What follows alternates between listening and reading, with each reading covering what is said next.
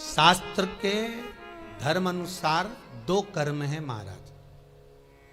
या तो एकादशी स्वयं व्रत कर कर मर जाओ तो आपको किसी की एकादशी की जरूरत नहीं पड़ेगी, ठीक है।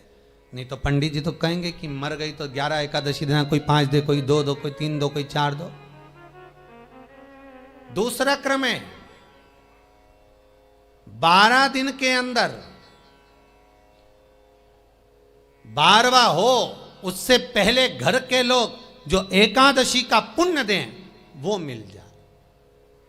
गरुड़ पुराण 2 भाग बता रही है। एक तो या तो खुद अपने हाथ से कर कर चले जाओ या फिर कोई 12 दिन के अंदर कर्म कर दे। मैं धन्यवाद दूंगा जितने लोगों ने आजीवन भोजन भंडारे के सदस्य बने हैं।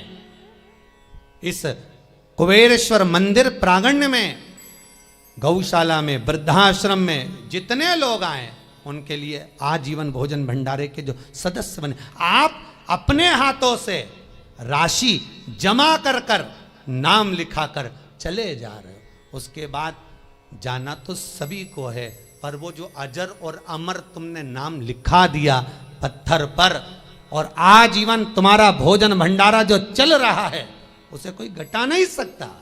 फिर बच्चे करें ना करें, कोई पुण्य करे ना करे। आज एकादशी का लोग व्रत करते हैं, करना भी चाहिए कि हम भोजन छोड़ देते हैं, हम ये नहीं खाएंगे। पर शिव महापुराण की कथा कहती है कि एकादशी सफल कब होती है, जब आपकी 5 कर्मेंद्री, 5 ज्ञानेंद्री और 1 मन ये आपके कंट्रोल में हो तो समझ लो कि एकादशी पूर्ण हो गई और एकादशी का फल आपको प्राप्त। अब हमारी इंद्रियां हमारे कंट्रोल में नहीं है। नेत्र गलत देख रहे हैं, जिह्वा गलत बोल रही है, कान गलत सुन रहे हैं। जब ये हमारी इंद्रियां हमारे कंट्रोल में नहीं होंगी तो हम कितना भी व्रत कर लें, हम चाहे कितने भी भूखे रह लें तो भी उस व्रत का फल नहीं मिलेगा। व्रत का फल कब मिलता है? जब हमारी इंद्रियां हमारे काबू में हो। गरुड़ पुराण कहती है एकादशी स्वयं कर लो, और यदि किसी को देना है तो उसके जीवित रहते दे भी दो। कई लोग कहते हैं हमसे व्रत नहीं रखा जाता, हम उनसे कहते हैं बल्लभ कुल की एकादशी करो, भले बकरी जैसे चरो पर एकादशी करो, खूब खाओ। कौन ने मना करा कि एकादशी पे कुछ खाना नहीं, खूब चरो पर एकादशी करो। फ्रिज के ऊपर चिप्स रख लो, कूलर के ऊपर खिचड़ी रख लो, खीर बना के रख लो अपने पलंग के पास, जहां से निकलो वहीं चरो पर एकादशी करो, छोड़ना नहीं। जेब में भी काजू बादाम तल के रख लो, नहीं हो काजू बादाम तो मूंगफली का दाना सेक के रख लो, चलते चलते निपटाओ पर एकादशी करो। कई लोग कहते हैं महाराज जी हम इतनी एकादशी के व्रत में खाएंगे तो भगवान को बुरा तो नहीं लगेगा। भगवान को काहे को बुरा लगे, काहे को बुरा लगे भगवान? हमारा श्री जी बाबा गोवर्धन नाथ जी तो एक दिन में 8 बार खाता। मेरा गोवर्धन नाथ तो एक दिन में 8 बार खाता। और जगन्नाथपुरी में दुनिया के लोग एकादशी करते, क्या जगदीश एकादशी करते हैं? अरे कोई बता दो, कोई नहीं। इतने लोग जगन्नाथ गए हो गए, दुनिया के लोग एकादशी करे, जगन्नाथ करे, द्वारकानाथ एकादशी करे, नाथ द्वारा में श्री जी बाबा एकादशी करते हैं क्या? कहीं नहीं करते, क्योंकि ठाकुर जी कहते हैं भैया हम तो दिन भर खाते, तुम भी खाओ। और जरूर एकादशी का व्रत करो, मना नहीं है, पर मुख को उतार कर अगर कोई व्रत करोगे, कौन सा ये फूल अगर मुरझा जाएगा तो भगवान स्वीकार करेगा क्या? नहीं। कोई फल बेकार आ गया तो किसी को देने के लायक रहेगा क्या? नहीं। उसी तरह एकादशी में जिस दिन तुम्हारे चेहरे पर प्रसन्नता हो उस व्रत को भगवान स्वीकार करता है। मालूम पड़े एकादशी का व्रत रख लिया, पति बोले ला रोटी ला, लो तेरी थाली नहीं लाई, आज एकादशी है, आवाज नहीं निकल रही, सुबह से साबूदाने की खिचड़ी 3 बार चर के बैठी है, आवाज। एकादशी कुछ नहीं खाएगी, खा लिया। क्या खाया? साबूदाने गलाए थे आधा किलो, सब खा गई। नहीं, 250 ग्राम बघार लिया, 250 ग्राम रखा है, दोपहर में खा लूंगी। फिर दोपहर में क्या खाएगी? पपीता लाई हूं 2.5 किलो, सेव फल लाई आधा किलो, केला 1 दर्जन। अच्छा, फिर रात को 2 किलो दूध मंगवा लिया, उसकी रबड़ी बना लूंगी और उसमें मखाना मिला के चिप्स तल के 1 गिलास दूध अलग से पी के सो जाऊं। पति भी बोले तेरे जैसा व्रत कोई नहीं कर सकता। कौन करे जो तू करी, वो कौन करे बता। खूब प्रेम से खाओ, पर निवेदन है चेहरा उतार कर व्रत मत करना। बिल्कुल चेहरा उतार कर व्रत करो। एकादशी के दिन जब आप जल शंकर को चढ़ाने तो रोज ही जाते हैं। जब एकादशी का दिन रहे और शंकर जी के मंदिर में आप जल समर्पित करें तो 3 बार मुख से स्वधा स्वधा स्वधा या स्वधा स्तोत्र का पाठ, जिसमें 12 श्लोक। 2 चीजों को याद रखिए, गौदान और एकादशी। श्रीमद् वल्लभाचार्य जी ने मायावत का खंडन करा था जगन्नाथपुरी में, और श्रीमद् वल्लभाचार्य जी ने कहा था एकादशी मरने के बाद मत दो, एकादशी जीते जी दो। कहा था कि नहीं कहा था? जीते जी दान करिए। इसलिए जगदीश में जगन्नाथपुरी में एकादशी उल्टी लटकी हुई है। करें आपने दर्शन? जगदीश में एकादशी को उल्टा लटकाया। क्यों? क्योंकि वल्लभ ने कहा कि एकादशी जीते जी दो। कई पंडितों कहते हैं तुम्हारे दादाजी मर गए, जब 12वें का दिन होता है ना तो पंडित जी संकल्प छुड़ाते हैं, देव एकादशी। बड़े बेटे ने 5 दे दी, छोटी बहू ने 3 दे दी, उसने 2 दे दी, उसने 2 दे दी। तो क्या तुम्हारे दादाजी भिखारी थे जो तुम्हारी एकादशियां लेकर जाएंगे? और तुम कौन होते हो दादाजी को एकादशी देने वाले? तुमने कौन सा इतने पुण्य कर लिए जो तुमने एकादशी दे दी? एकादशी के दान की महत्वता श्रीमद् वल्लभाचार्य जी ने कहा कि कोई व्यक्ति अगर खटिया पर सड़ रहा है, पलंग पर तड़प रहा है, हॉस्पिटल में पड़ा हुआ है, तो निवेदन है कि उसको देखने जाओ तो अपनी करी हुई एकादशी में से 2 एकादशी का दान उसको तुरंत दे दो। क्यों? तो जिससे उसको मोक्ष मिल जाए, मरने के बाद नहीं। क्योंकि मरने के बाद तो वो 10वें के दिन, गरुड़ पुराण में लिखा है 10 दिन तक जीवात्मा घर की अटारी पे रहती है। कितने दिन? 10 दिन। 10 दिन के बाद जीवात्मा चली जाती है। कहां जाती है? उसको जहां जाना है। 3 दिन में उसको भोग भोगना पड़ता है जीवात्मा को। 3 दिन नरक का भोग भोगती है, उसके बाद स्वर्ग का भोग भोगती है। 18 दिन में ये प्रोसेस पूरी हो जाती है। कितने दिन? 18 दिन। 18 दिन के बाद में उस जीवात्मा को धान के खेत में पटका जाता है। किसके खेत में? धान के, चावल के खेत में। इसलिए कहते हैं एकादशी के दिन चावल मत खाओ। कहते कि नहीं कहते? और क्या कहते हैं? द्वादशी के दिन चावल खाना जरूरी है। एकादशी का पालना करना है तो द्वादशी को चावल का 1 ग्रास खाओ, तब द्वादशी को चावल खाओगे तो एकादशी लगेगी। चावल नहीं खाओगे तो एकादशी नहीं लगेगी। द्वादशी को चावल खाना जरूरी है। क्यों कहते हैं? क्योंकि धान के खेत में जीव को छोड़ा जाता है, उस धान के खेत में, चावल के खेत में जीवात्मा रहती है। उसको चिड़िया खाती है तो चिड़िया के रूप में जन्म लेता है, मनुष्य खाता है तो मनुष्य के रूप में जन्म लेता है। इसलिए एकादशी के दिन चावल नहीं खाया जाता, क्योंकि एकादशी के दिन हम चावल खाएंगे तो जीव हत्या का दोष लग जाएगा।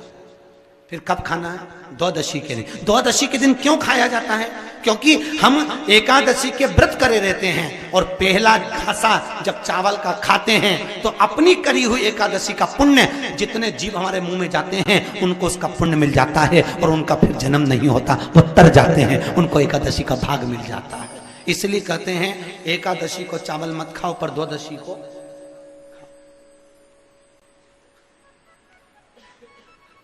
खाइए। 10 दिन तक जीवात्मा है, और आपने एकादशी कब दान दी? बोलो जम के। 12वें के दिन, 13वें के दिन आपने एकादशी का दान दिया, वो मिली उनको? अरे बोलो अच्छे से। कई तो अभी तक कर रही होगी, हमारे दादाजी के निमित्त की कर रहे हैं, कर ले। फिर वही वाली बात आ गई, गुलाब के फूल में पानी जारी है। विष्णु पुराण कहती है, श्रीमद् वल्लभाचार्य जी वर्णन करते हैं, मेरे वल्लभ कहते हैं कि वल्लभ कुल की एकादशी करो, भले बकरी जैसे चरो, पर एकादशी करो। हमारे यहाँ तो शास्त्र कहता है एकादशी का व्रत भी करो तो मुंह उतार के मत करो रे। कोई फूल अगर मुरझा जाता है तो भगवान को नहीं दिया जाता, कोई फल बेकार हो जाता है भगवान को नहीं दिया जाता। तुम्हारे व्रत वाले दिन तुम्हारा मुंह उतरा रहेगा तो भगवान उसको स्वीकार करेगा। इसलिए बकरी जैसे चरो और एकादशी करो। जेब में भर लो मूंगफली का दाना, काजू इधर, मूंगफली का दाना इधर, खिचड़ी भी बना लो, मोरधन भी बना लो, चिप्स तल लो, पापड़ तल लो, और जो पपीता सेव फल केला जो जो है सब लिया फ्रिज पे, वॉशिंग मशीन नहीं खाएगी। सुबह आधा किलो दूध की रबड़ी बना के खा ली। तो पति मन में सोचा फिर भी आवाज नहीं निकल रही, फिर अभी क्या खाएगी? खिचड़ी बनाई है और बादाम तल ली थोड़ी सी, और आधा किलो पपीता रखा था वो कतर लिया, और थोड़ा सा रायता बनाया बादाम का, अच्छा ठीक है, और चिप्स तल ली, और आलू भी तले हैं, ठीक है। फिर शाम को मोरधन की खीर और सेव फल, चीकू और आगरे का पेठा और राजगिरा की पूड़ी, ठीक है। फिर रात को अभी आधा किलो दूध मंगवाई, थैली गरम करके उसमें थोड़ी सी ड्राई फ्रूट्स डाल के मखाना पीस के उसकी खीर बना लो, बस केवल खीर नहीं, पपीता रखा है। पति भी बोला तेरे जैसा व्रत तो दुनिया में कोई नहीं। दंडवत है ऐसी एकादशी माता को जो इतनी जोरदार एकादशी करी है। फिर पूछा किसने बताई? सियोर वाला महाराज, याद रहे। फिर तो पति भी बोला खूब चरो, एकादशी करो, कौन मना करे, प्रेम से करो। सबसे पहला नियम एकादशी व्रत का, सबसे पहला नियम है कि आप जिस दिन व्रत करो उसके एक दिन पहले भक्ति का संचार इस हृदय में कर लो। भक्ति का संचार इस हृदय में कर लीजिए। जिस दिन आप व्रत करो, जैसे एकादशी का व्रत कर रहे हो तो दशमी के दिन शाम का समय जब आवे, रात्रि जब होने लगे, शाम का समय आवे और रात्रि का आप जब भोजन ग्रहण करो तो उस भोजन में कोई ऐसा पदार्थ ग्रहण मत करिए जिस पदार्थ के कारण आपकी एकादशी बिगड़ जाए।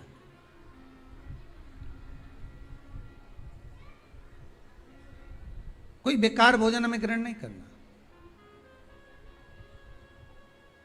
श्रेष्ठ भोजन ग्रहण करिए दशमी के। और एकादशी का दूसरा नियम बहुत ध्यान से सुनिएगा। जिस दिन आपकी एकादशी का व्रत हो उस दिन प्रयास करिएगा कि अपने हाथ से किसी भी वृक्ष की कोई पत्ती टूटे ना। अपने हाथ से किसी भी वृक्ष की, पौधे की, किसी भी वृक्ष की पत्ती अपने हाथ से ना टूटे।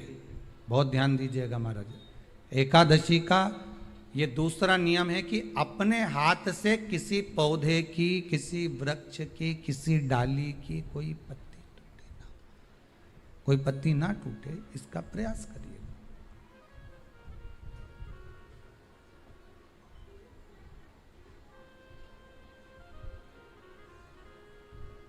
कितना सुंदर व्याख्यान कहा है, कितना सुंदर वर्णन है महाराज कि मात्र एकादशी का व्रत कर लेने पर,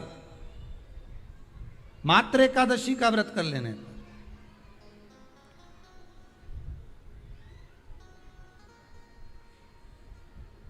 जो पूर्व में किया गया हमारा पाप कर्म है, हमने किसी जीव की हत्या करी है, हमने किसी को कष्ट प्रदान करा है, हमने किसी को अपशब्द कहा है, हमने किसी को ताने दिए, हमने किसी को आड़ा टेढ़ा कहा है, हमने किसी को गालियां दे दी है, मात्र एकादशी का व्रत ही कर लेने पर ये सारे जो दोष हैं वो समाप्त हो जाते हैं।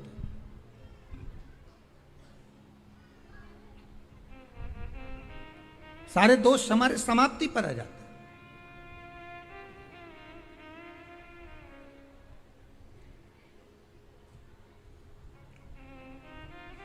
अब एक विचार करिएगा थोड़ा सा अपने मन में, अपने चित्त में, अपनी वृत्ति में एक बात उतारिएगा। एक अपने मन में एक बात को उतार कर रखिएगा कि आप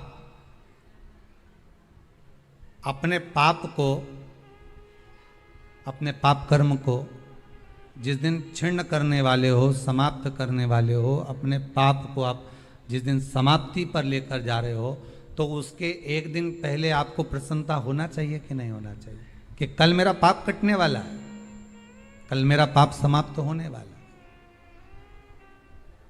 जो मैंने पाप कर्म करा है वो समाप्त होगा, जो मैंने पाप कर्म करा है वो कल समाप्त हो जाएगा। तो एक दिन पहले आपके चेहरे पर प्रसन्नता हो कि ना हो।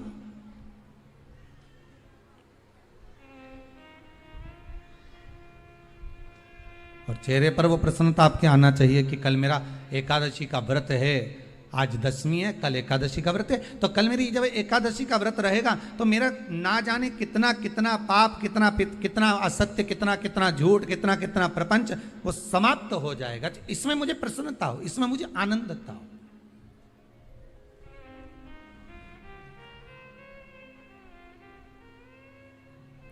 तो क्या कहा गया कि प्रयास करिएगा कि एकादशी के दिन कोई वृक्ष की, कोई डाली की, कोई कोपल की कोई पत्ती ना तोड़ी जाए।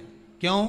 तो कहा अगर उस पत्ती को हम तोड़ देते हैं, वृक्ष की पत्ती को या क्यारे में लगी हुई कोई डाली की पत्ती को हम तोड़ देते हैं तो एकादशी का पुण्य फल प्राप्त नहीं होता, एकादशी का कोई फल हमारे खाते में नहीं जाता, पुण्य फल प्राप्त। अब फिर भले तुम चाहे तुमने मोरधन खाया हो, चाहे तुमने फिर चिप्स खाई हो, चाहे तुमने फिर व्रत का कितना ही सामान खा गए हो और तुमने सोचा कि आज मेरी एकादशी है, तो फिर उसका कोई फल प्राप्त नहीं है, उसका कोई सुख प्राप्त नहीं है आपको, फिर उसका कोई आनंद प्राप्त नहीं है आपको, तो उसमें कोई आनंद की अनुभूति आपको नहीं मिल रही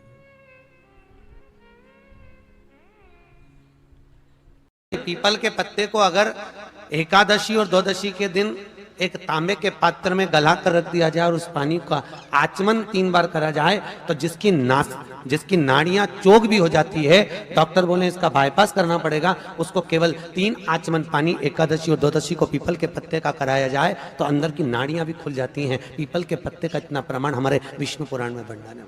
जैसे चर्म रोगधारी व्यक्ति होता है ना, जिसकी चमड़ी सफेद पड़ जाती है, तो उसको क्या करना चाहिए? केवल हिंदू धर्म में केवल एक पीपल का वृक्ष है जिसका पराग झड़ता है और वो रात्रि को लगभग 10 बजे से 12 बजे के भीतर, 9 बजे से 12 बजे के भीतर पीपल के पेड़ के पत्ते का पानी झड़ता है, उसके नीचे एक थाली रख देना चाहिए और उस थाली में पीपल के पेड़ के नीचे रख दो और उसका पराग जब झड़ जाए वो पानी को बाल्टी में धो लो और धोने के बाद थाली को उस पानी से 15 दिन, 8 दिन, 20 दिन स्नान करिए, धीरे धीरे चर्म रोग समाप्त हो जाता है। सफेद जो चमड़ी पड़ी वो वापिस अपने रंग में आना चालू हो जाती है। दुनिया में किसी की सामर्थ्यता नहीं है कि तुमको नीचे दबा दे। जिसके मस्तक पर बेल पत्री की लकड़ी का चंदन शिव को लेपित कर कर यदि मस्तक पर लगता है, कोई बेलपत्री का वृक्ष यदि सूख जाता है, उसकी जो लकड़ी होती है उसका चंदन भी हम शिव को लगाकर अपने मस्तक पर लगाते हैं, या बेलपत्री के वृक्ष के नीचे की मिट्टी को भी यदि हम त्रिपुंड बनाकर सिर पर चढ़ाते हैं, तो दुनिया में किसी की सामर्थ्यता नहीं है कि तुमको हरा दे, तुमको विजय प्राप्त होती है। और शिव महापुराण की कथा कहती है, शंकर की कथा कहती है, अगर बच्चा पढ़ने में कमजोर है, बच्चे का विवेक कमजोर है, बच्चे की बुद्धि कमजोर है, बच्चा सक्सेस नहीं हो रहा, सफलता नहीं मिल रही है, उसका जॉब नहीं लग रहा है, कहीं वो आगे बढ़ नहीं पा रहा है, तो उन बच्चों से निवेदन है, शंकर के मंदिर में 1 लोटा जल चढ़ाओ, थोड़ा सा जल झेल कर नंदी के पास बैठकर उस जल का आचमन करना प्रारंभ कर दो। तुम्हें खुद मालूम पड़ने लगेगा कि तुम जो पढ़ रहे हो तुम्हें याद होना चालू हो जाएगा, तुम अच्छे से अच्छे नंबर पाकर आगे बढ़ना प्रारंभ कर दोगे। विद्या अध्ययन भी करो, खूब पढ़ो, लगनता से पढ़ो, अपना कर्म करो, रात दिन एक करो और शंकर जी पे 1 लोटा जल चढ़ाकर पीना प्रारंभ करो। जो माताएं कहती हैं मेरी याददाश्त कमजोर हो गई, मैंने सामान यहाँ रखा था भूल गई, ना जाने कैसे सामान भूल गया, ना जाने कैसे ऐसा हो गया। जो माताएं कहती हैं, भाई लोग कहते हैं हम भूल जाते हैं, याददाश्त कमजोर हो गई, 60 के ऊपर के हो गए इसलिए याददाश्त चली गई, नहीं, अगर आपकी याददाश्त जा रही है तो आप शंकर जी को एक लोटा जल चढ़ाना प्रारंभ करो। अपने घर से जल भरो, शिव के मंदिर में जाकर चढ़ाओ, उस जल को झेलो, नंदी के पास बैठकर आचमन कर लो, उसको पी लो। आपको खुद मालूम पड़ेगा 20-22 दिन में, 1 महीने में आपको अंतर दिख जाएगा कि मेरी याददाश्त अब पहले जैसी थी मजबूत, वैसी की वैसी और हो गई। अब मैं भूल नहीं रही, अब मैं भूल नहीं रहा।